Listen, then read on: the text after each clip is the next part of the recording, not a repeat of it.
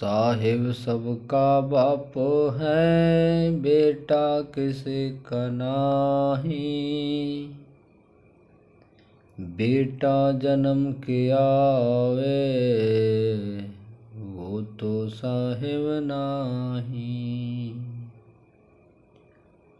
साहिब सबका बाप है, बेटा किसी का नाही। बेटा जन्म के आवे, वो तो साहिब नाही। देखो जी जगत और भगत जी, यह कितने बहुत बड़ी बात है तर्क करने के लिए। कबीर साहब कह रहे हैं, साहब का पद बहुत ऊंचा स्थान होता है, जिसको साहब कहते हैं।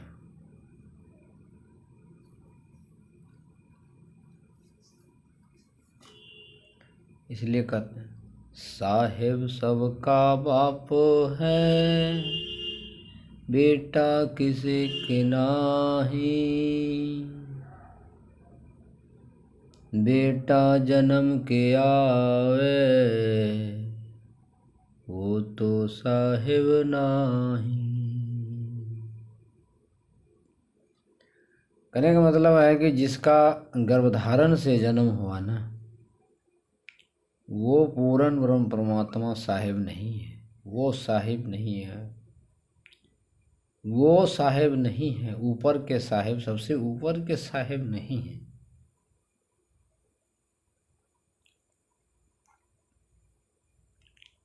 साहिब सबका बाप है, सबका। बेटा किसी का नहीं, मतलब किसी का बेटा नहीं। किसी का न तो होता है, लेकिन किसी का नहीं। वो स्वयं शंभु हैं। जब मर्जी आते हैं सशरीर, जब मर्जी सशरीर चले जाते हैं।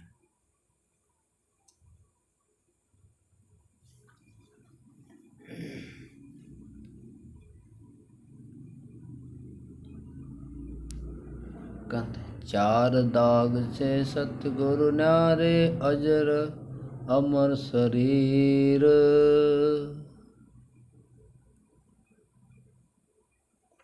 चार दाग से सतगुरु न्यारे,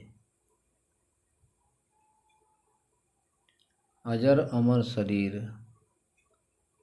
मतलब एक जलाए जाते हैं, एक पानी में बहाया जाता है, एक दफन किया जाता है, एक ऊंचे स्थान पे मचान बना करके रखा जाता है कि कीट पतंग गिद्ध वगैरह खा लेंगे, काम आ जाएगा।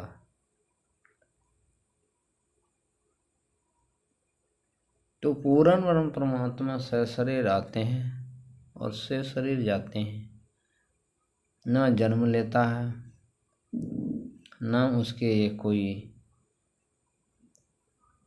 शरीर को दफन करने, जलाने या पानी में बहाने या ऊपर रखने की जरूरत पड़ता है। कबीर भगवान इसलिए कहते हैं, अपना परिचय स्वयं आप ही देते हैं कि ना मेरा जन्म ना गर्भ बसेरा, ना मेरे घर दासी, जुल्हे के घर आन पोत कहाया, जगत करे मेरी हंसी। जुल्हा का बेटा जुल्हा का बेटा कहता है नीच जात में, तो जगत हंसी उड़ाते हैं पूर्ण ब्रह्म के। इसलिए कहते हैं ना मेरा जन्म ना गर्भ बसेरा, ना मेरे घर दासी, जुल्हे के घर आन पोत कहाया, जगत करे मेरी हंसी। जय बंदी छोड़ श्री गुरु रामपाल जी भगवान जी की जय हो। तर्क करने की बात है, ये बहुत गहरी बात है, छोटी मोटी बात नहीं है। साहिब सबका बाप है, बेटा किसी की नाही। बेटा जन्म के आवे, वो तो साहिब नाही। जन्म जिसका हो गया उसका माँ बाप हो जाएगा, पर्सनली हो जाएगा, क्योंकि उसकी जिसकी ओद्र से हो जाए उसका पर्सनली हो जाता है। वो साहिब नहीं बन सकता, साहिब तो बनेगा लेकिन ऊपर के सबसे ऊपर के साहिब नहीं बन सकता। वो पूर्ण ब्रह्म परमात्मा कबीर साहिब ही हैं। साहिब की इतनी महान पद्धति है, इसलिए कहते साहिब सबका बाप है, बेटा किसी का नाही। बेटा जन्म के आवे, वो तो साहिब नाही।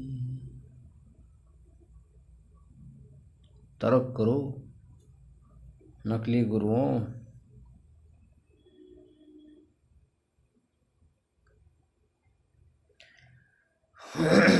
कबीर परमेश्वर ने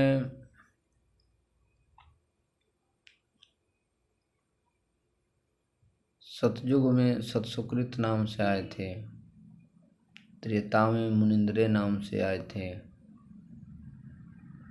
द्वापर में करु नाम से आए थे, कलयुग में कबीर नाम से आए हैं।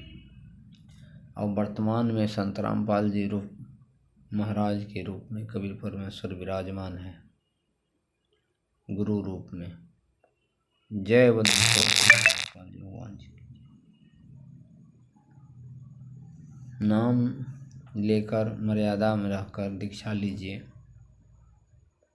ज्ञान सुनिए और मनुष्य शरीर जीवात्मा में आकर जो अब आए हैं मनुष्य के चोले में, नाम दीक्षा लेकर के कल्याण करवाइए। न जाने कितने वर्ष बीतने के बाद, कई हजार वर्ष बीतने के बाद तत्वदर्शी संत आते हैं। नहीं तो कितने जन्म हो जाएंगे इनके जीव के, फिर भी तत्वदर्शी संत नहीं मिलते हैं, बड़े भाग से मिलते हैं।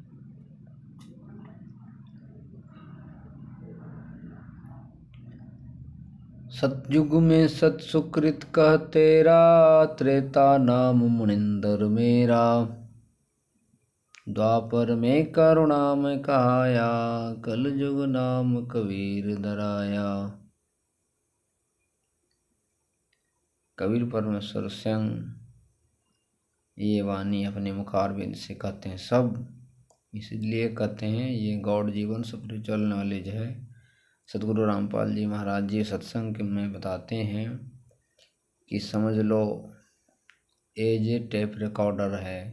जिस तरह टेप रिकॉर्ड में रिकॉर्डिंग किया जाता है, जब चला जाएगा वही जो रिकॉर्ड हुआ होता है वही चलता है।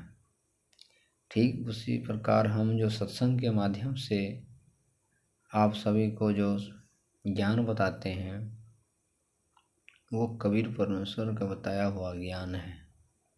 सो ध्यान से सुनो। सत्संग में ये भी कहते हैं गुरु महाराज, सत्संग में ही बैठ के जो बात चलावे और सतगुरु के दरबार में जम तोड़ेंगे ठौर। ध्यान से सुनो, कबीर परमेश्वर का बताया हुआ ज्ञान है, सब कबीर परमेश्वर के ज्ञान है। और सतगुरु रामपाल जी महाराज के आधार से जो ज्ञान मुझे प्राप्त हुए हैं वही ज्ञान चैनल के माध्यम से प्रचार कर रहा हूँ। हुई त्रुटि में भगत जी क्षमा कीजिएगा। पूर्ण में परमात्मा बंदी छोर सतगुरु रामपाल जी महाराज वीडियो बनाते हैं, पूर्व ब्रह्म प्रचार आप ही का ज्ञान प्रचार करते हैं। क्षमा के जबंदी छोर सतगुरु रामपाल जी भगवान, जबंदी छोर सतगुरु रामपाल जी भगवान। सत साई।